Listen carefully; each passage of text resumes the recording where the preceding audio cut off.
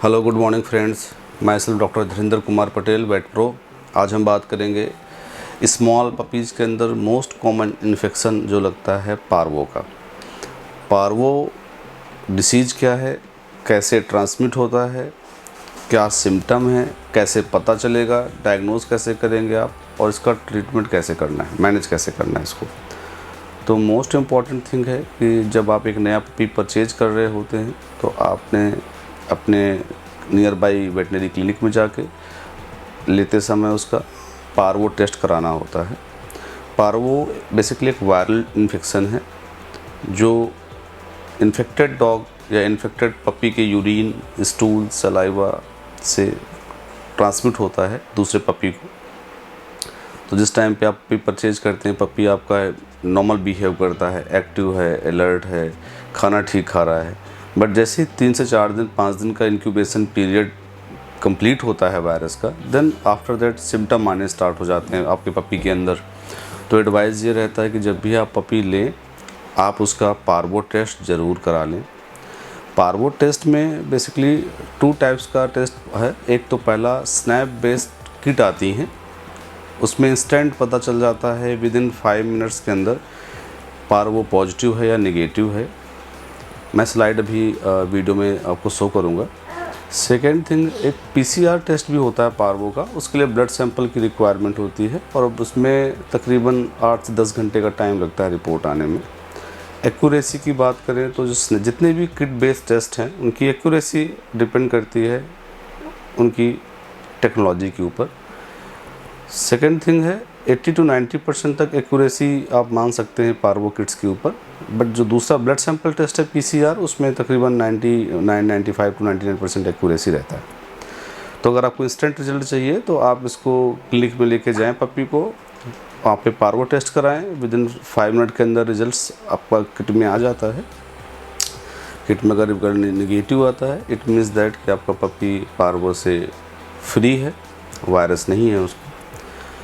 Suppose that आपने test कराया, parvo positive आ गया, अब इसको कैसे मैनेज करेंगे। तो बेसिकली पार्वो एक जो वायरल है, इसके अंदर जो सिम्टम्स की बात करें तो मोस्ट इम्पॉर्टेंट सिम्टम पार्वो के अंदर आता है आपका जो पपी है वो खाना छोड़ देता है, पहला पॉइंट।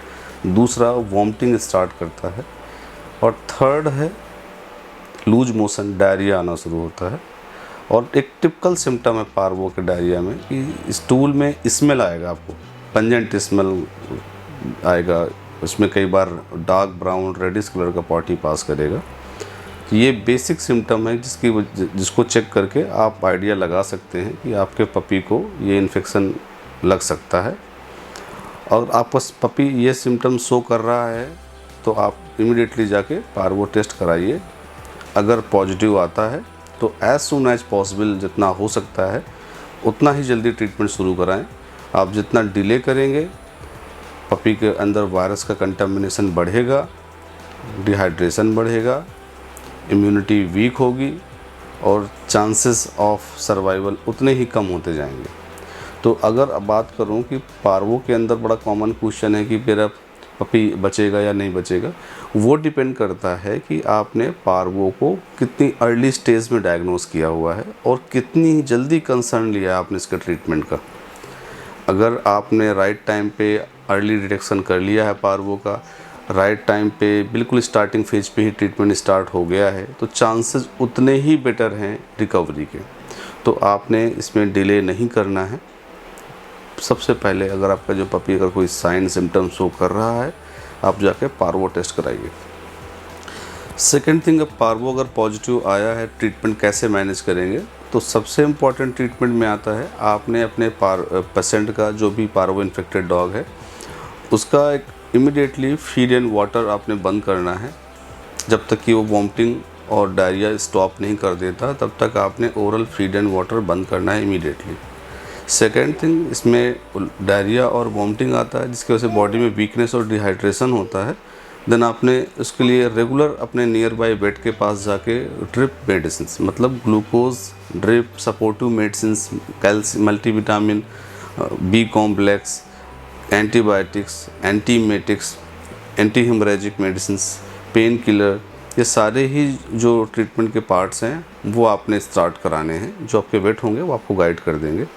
एंड थर्ड है इसमें वायरस इन्फेक्शन है। वायरस इन्फेक्शन के अंदर ये सारा ट्रीटमेंट सपोर्टिव ट्रीटमेंट है।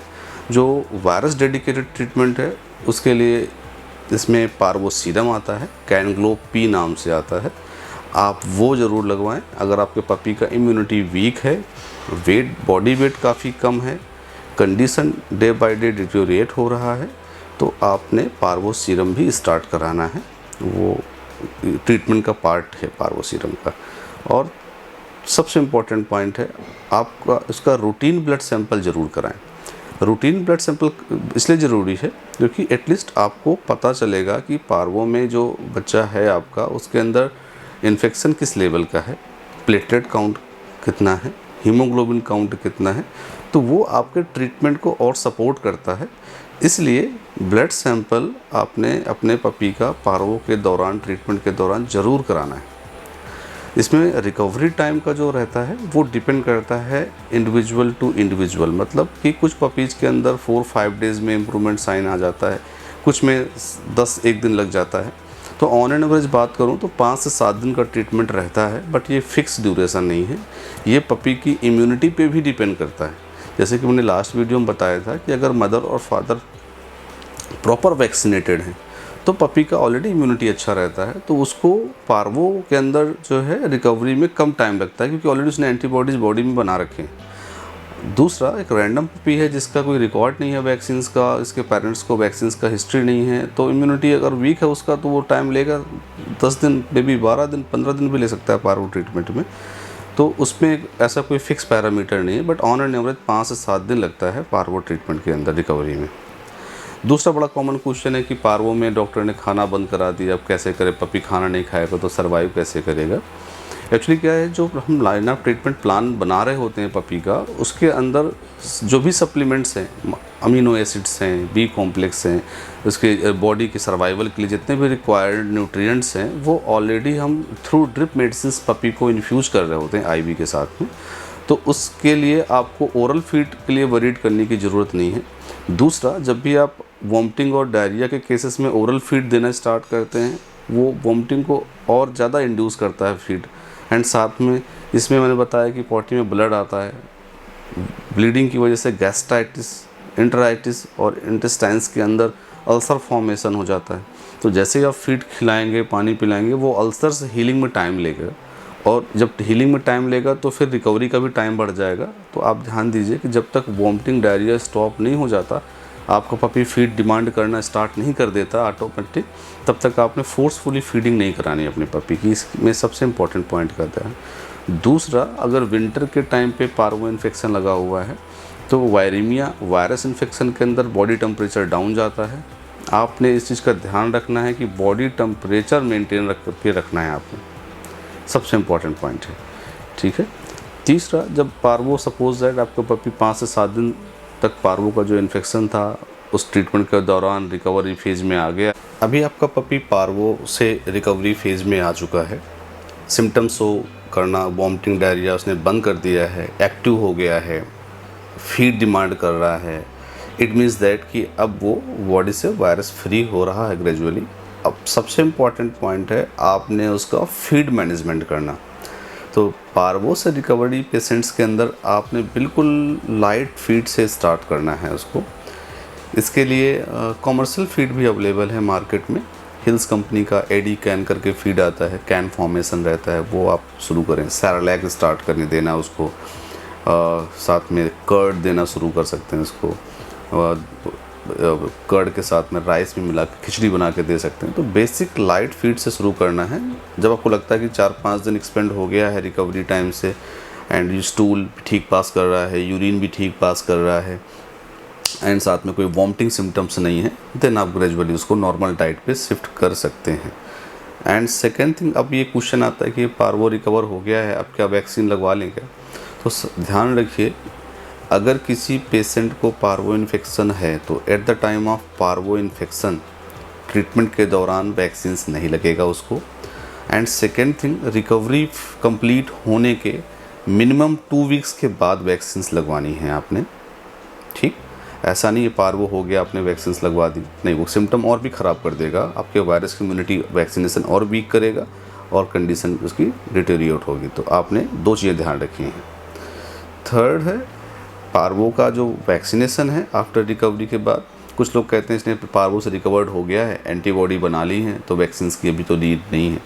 देखिए, कोई भी बॉडी के अंदर एंटीबॉडीज़ बनता है, उसका एक टाइम पीरियड होता है। तो पार्वो से रिकवर्ड हुआ है, बॉडी ने नेचुरल एंटीबॉडीज़ बनाई हैं, बट आपने उन एंटीबॉडीज़ को मेंटेन करना है, उसके लिए आपको वैक्सीन लगवानी पड़ेगी ताकि इसका फ्यूचर में इम्यूनिटी वीक ना हो पार्वो के लिए। ठीक, तो आपने ये चीज़ों का ध्यान रखना।